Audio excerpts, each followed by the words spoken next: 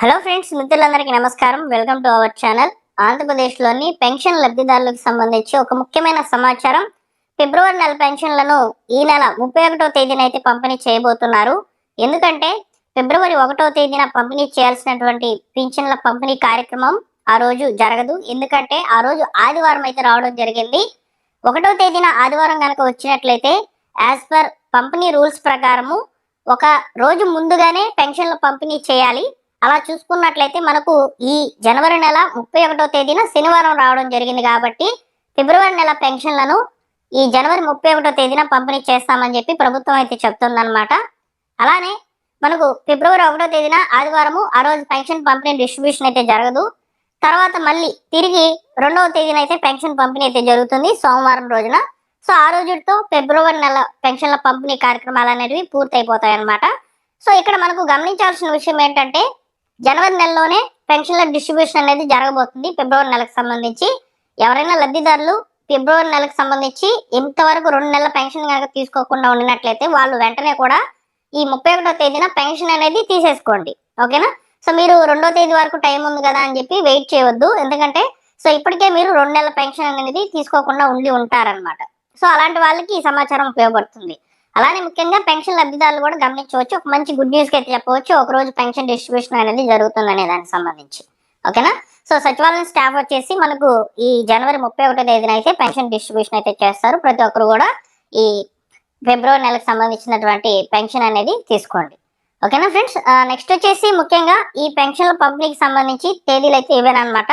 జనవరి 31వ తేదీన మరియు ఫిబ్రవరి 2వ తేదీన అయితే పెన్షన్ డిస్ట్రిబ్యూషన్ అయితే చేస్తారు. సో 3వ తేదీన అయితే పెన్షన్ డిస్ట్రిబ్యూషన్ అయితే ఉండదు. సో మనకు అలానే 1వ తేదీన కూడా పెన్షన్ డిస్ట్రిబ్యూషన్ అయితే ఉండదు ఆదివారం కాబట్టి. సో కాబట్టి ఇవి పెన్షన్ డిస్ట్రిబ్యూషన్ డేట్స్ ఫిబ్రవరి నెలకు సంబంధించి. నెక్స్ట్ ఇక్కడ కొత్త పెన్షన్ గురించి మాట్లాడుకుందాము. సో అదేవిధంగా ఇక్కడ ఐవీఆర్ఎస్ కాల్ సిస్టమ్ ద్వారా అయితే ఓకేనా, ఐవీఆర్ఎస్ కాల్ సిస్టమ్ గురించి కూడా నేను మీకు ఇక్కడ చెప్తానండి. సో ఎందుకంటే చాలా మంది కూడా ఐవీఆర్ఎస్ సిస్టమ్ ద్వారా వచ్చేటువంటి కాల్స్ గురించి అయితే సో కొంతమంది ఆన్సర్ చేస్తున్నారు, కొంతమంది ఆన్సర్ చేయడం లేదనమాట. ఇక్కడ మీకు ఈ యొక్క ఐవీఆర్ఎస్ సిస్టమ్ ద్వారా వచ్చేటువంటి కాల్స్ అనేటివి సో మీకు వరకే పెట్టిందనమాట. ఎందుకంటే ఒకవేళ పెన్షన్ పంపిణీలో ఏమైనా సో ఈ యొక్క అవకతవకలు అంటే ఏదైనా అసలు తప్పుడుగా జరుగుతుంది పెన్షన్ డిస్ట్రిబ్యూషన్ అనేది మీరు భావించినట్లయితే సో దానికి మీరు ప్రభుత్వానికి చెప్పవచ్చు అనమాట. అంటే ఒక రిప్లై అనేది ఇవ్వచ్చు మీరు. సో ఎన్టీఆర్ భరోసా పెన్షన్ పథకం ఐవీఆర్ఎస్ కాల్ సిస్టమ్ ద్వారా వచ్చేటువంటి ప్రశ్నలు ఎలా ఉంటాయంటే ఇక్కడ చూసుకోవచ్చు అనమాట. ఎన్టీఆర్ భరోసా పెన్షన్ పంపిణీలో అవినీతి ఉందా అని చెప్పి మీకు కాల్ వచ్చినప్పుడు అయితే ఒక ప్రశ్న అనేది రావడం జరుగుతుంది అనమాట. అవినీతి లేకపోతే 1 నొక్కండి అని అంటుంది. ఒకవేళ అంత సవ్యంగా జరుగుతుంది అనుకున్నట్లయితే అవినీతి లేదనుకుంటే మీరు 1 నొక్కియండి అనమాట. అవినీతి ఉంటే 2 నొక్కండి. ఓకేనా? నెక్స్ట్ వచ్చేసి ఇంకో ప్రశ్న, ప్రతి నెల 1వ తేదీన పెన్షన్ ఇంటి దగ్గరికే వస్తుందా? సో ఇక్కడ ప్రభుత్వం ఏం చెప్పిందంటే సచివాలయం సిబ్బందికి ఇంటి దగ్గరికే వెళ్ళి పెన్షన్ డిస్ట్రిబ్యూషన్ చేయండి అని చెప్తుంది అనమాట. అలా మీరు ఇంటికి వెళ్ళి అంటే సచివాలయం స్టాఫ్ అయితే ఇంటికి వచ్చి ఈ యొక్క పెన్షన్ ఇస్తుందా లేదా అనేది దాని మీద క్వశ్చన్ అనమాట. 2వ ప్రశ్న ఇలా వస్తుందని చెప్తున్నారు. అవునైతే 1 నొక్కండి, లేదనుకుంటే 2 నొక్కండి. పెన్షన్ అందించినటువంటి అధికారి ప్రవర్తన ఎలా ఉంది అని చెప్పి మళ్ళీ ఇంకో ప్రశ్న అయితే వస్తుంది అనమాట. సో దాని మీద కూడా బాగుంది అనుకుంటే 1, బాగలేకపోతే 2 అని చెప్పి నొక్కండి అనమాట. ఇలా పెన్షన్ డిస్ట్రిబ్యూషన్ సంబంధించి కూడా మనకు ఐవీఆర్ఎస్ సిస్టమ్ ద్వారా అయితే కాల్స్ అనేవి వస్తాయి అనమాట. ఈ ఐవీఆర్ఎస్ సిస్టమ్ ద్వారా వచ్చేటువంటి కాల్స్ ఏవైతే ఉన్నాయో అవి మొబైల్ నెంబర్ అనేది అప్డేట్ చేసుకున్నటువంటి పెన్షన్ లబ్ధిదారులకు మాత్రమే వస్తుంది. గతంలో వాలంటీర్ల ద్వారా అయితే పెన్షన్ డిస్ట్రిబ్యూషన్ అనేది జరుగుతుంది కాబట్టి వాళ్ళ యొక్క మొబైల్ నెంబర్లు ప్రతి పెన్షన్ లబ్ధిదారులకు సంబంధించి అయితే అప్డేట్ చేసుకున్నారు. ఎవరైనా సరే ఇప్పుడు మీ యొక్క పెన్షన్ కి సంబంధించి మీ మొబైల్ నెంబర్ అప్డేట్ చేసుకోవాలన్నా కానీ మీకు పెన్షన్ డిస్ట్రిబ్యూషన్ చేసేటువంటి అధికారితో మాట్లాడి మొబైల్ నెంబర్ అనేది అప్డేట్ చేయించుకున్నట్లయితే ఐవీఆర్ఎస్ సిస్టమ్ ద్వారా మీకు కాల్స్ కూడా వచ్చే అవకాశం అయితే ఉంటుందన్నమాట. ఓకేనా? ఇకపోతే కొత్త పెన్షన్ గురించి సో రాష్ట్ర ప్రభుత్వం ఒక కొత్త నిర్ణయం తీసుకుంది.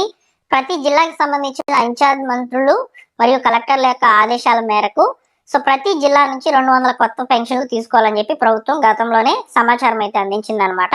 అయితే దీని మీద ప్రస్తుతానికి ఎలాంటి సమాచారం అయితే ప్రభుత్వం నుంచి అయితే రాలేదు. ముందుగా ఈ జిల్లాకు సంబంధించి 200 కొత్త పెన్షన్లకు సంబంధించినటువంటి ఒక జీవో అనేది రిలీజ్ కావాలన్నమాట.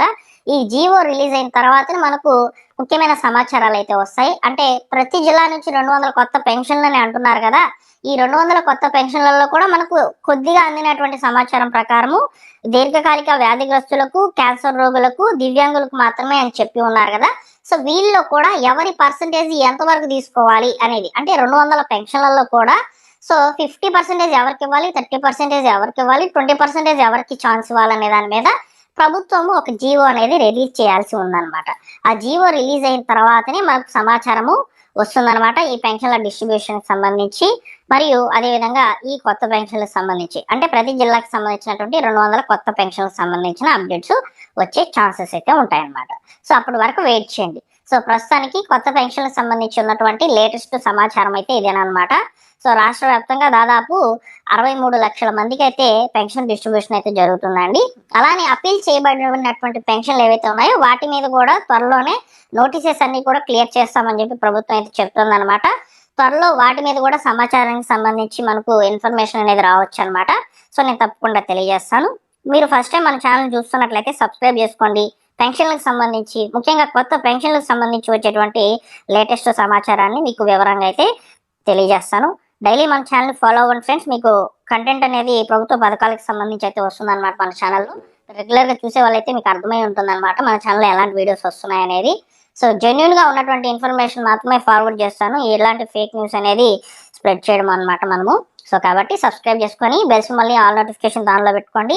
అలానే మీకు డిస్క్రిప్షన్లో టెలిగ్రామ్ ఛానల్ యొక్క లింక్ అనేది ప్రొవైడ్ చేస్తున్నాను. టెలిగ్రామ్ ఛానల్లో జాయిన్ అవ్వాలనుకుంటే సో మీకు డిస్క్రిప్షన్లో లింక్ అవైలబుల్లో ఉందండి. సో కాబట్టి టెలిగ్రామ్ ఛానల్లో కూడా జాయిన్ అవ్వండి అనమాట.